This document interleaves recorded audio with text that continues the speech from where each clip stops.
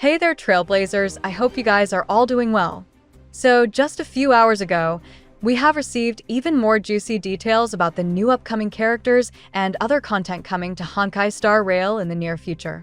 This includes some brand new kit details about the character ANAXA, 2 new planar ornament sets coming in version 3.1, a new buff to Madame HERTA's kit, and also the total amount of free pulls you can earn in the upcoming version 3.0 update.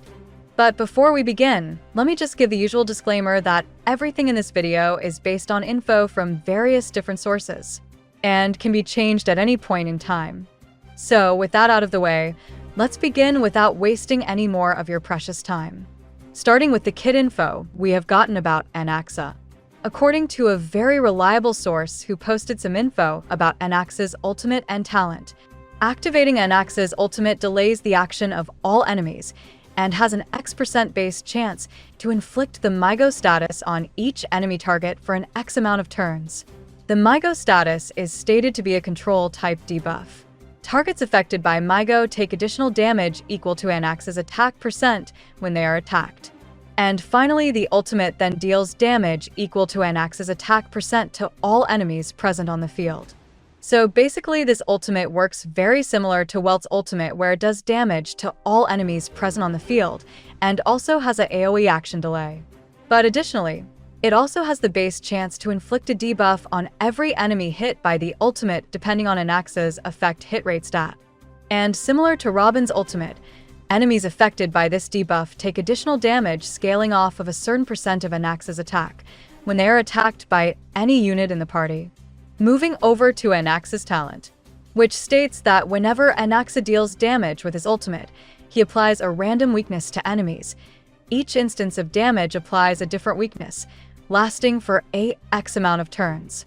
This talent is basically a carbon copy of Silver Wolf's weakness implantability, but instead attached to a ultimate instead of a skill.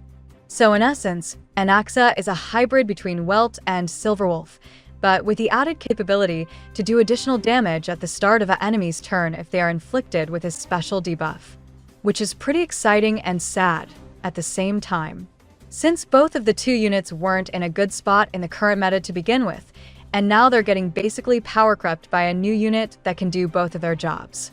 But hey, what can you do about that, right? So that's basically all of the current information that we have on ANAXA's kit for now. Moving on, let's now go over the effects for the 2 brand new planar sets in version 3.1. So according to a source, the first planar set increases the wearer's crit rate by 8%, and if their crit rate is greater than 70%, it increases their additional damage by 30%. As for the second planar set, equipping it increases the character's HP by 12%, and if their HP is greater than 5,000, it boosts the crit damage of both the wearer and their memo sprites by 25%. According to this source, the first planar set is meant for ANAXA, as the 30% additional damage provided by the planar set buffs the damage dealt by the special debuff inflicted by his ultimate. While the second planar set is the signature set for Castorice, as Castorice damage scales off her HP instead of her attack, so by just building enough HP on her, it's very easy to achieve the 25% crit damage buff from the planar set. So that's pretty much all of the info we have on the new 3.1 planar sets for now. Next up, let's go over an interesting little buff done to Madame HERTA's kit in the recent beta update. So according to another very reliable source, Madame HERTA is said to have received a new hidden buff to her E1, which means while her E1's description remains unchanged, some of its effects have been buffed. According to this source, after unlocking her E1, HERTA's first trace will also recognize the extra interpretation stacks mentioned in her E1, which means the ultimate damage buffs from her trace 1 can now be triggered a lot more easily than before.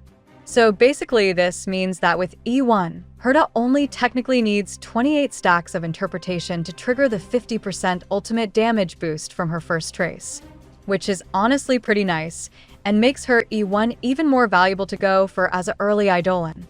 Lastly, let's go over the total amount of pulls you can earn in patch 3.0 before wrapping up this video. Starting with daily training, completing all of your daily activities for the entire duration of the update will earn you about 2,520 stellar jades. And as usual, there will also be the expected gift of Odyssey login event when the update goes live, where you can claim a total of 10 limited passes for logging in each day for a total of 7 days. But that's not all. There will also be a second login event in the update called the MEM's Gift, where you can straight up claim another 10 limited passes. Moving over to the Star Glitter shop, which resets next month. Here you can claim a further 5 limited passes with your Stardust currency. There will also be server and bug maintenance compensation in the mail after the new update goes live, which will net you about 600 jades. Doing weekly simulated universe for the total of 6 weeks of the update will give a further 1350 stellar jades. Furthermore, completing all of the endgame modes for the update, which includes Memory of Chaos, Pure Fiction, and Apocalyptic Shadow, will give a further 2,400 stellar jades. There will also be the limited redemption codes from the 3.1 special program next month, which will give you another 300 jades. Completing new 3.0 missions gives 610 jades. Doing new achievements gives 750 jades. Characters showcases gives 160 jades. Other redemption codes give a further 100 jades. And finally, exploring the new map and doing all the treasure chests and puzzles gives a further 1930 stellar jades. As for the other limited events in the update, completing all of the limited events in patch 3.0 gives you a massive 3,000 stellar jades. So in total, free-to-play players can expect to earn a combined total of 13,720 stellar jades along with 25 limited passes. So that's basically all of the new info that I have for this video. If you enjoyed this video, feel free to give it a like. And also don't forget to subscribe to my channel to keep yourself up to date with all the latest HSR news and information. That's it for now, so I'll see you in the next video.